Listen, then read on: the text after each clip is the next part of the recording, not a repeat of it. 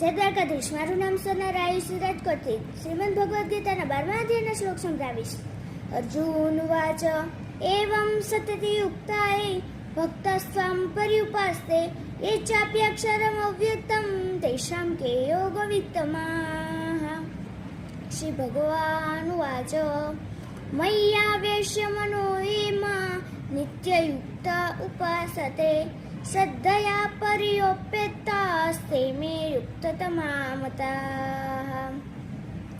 એ ત્વક્ષરમનિર્દેશ્યમ અવ્યક્તમ પર્યુપાસતે સર્વત્ર ગમચિંતે ચ કૂટસ્થમચલં ધ્રુવમ.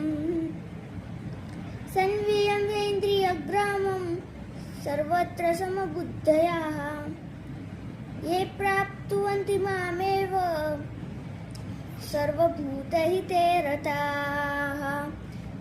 क्लेशोऽधिकतरस्तेषाम् अव्यक्तासक्तचेतसाम् अव्यक्ता हि गतिर्दुःखम् देहवर्भितव्यप्यतेः.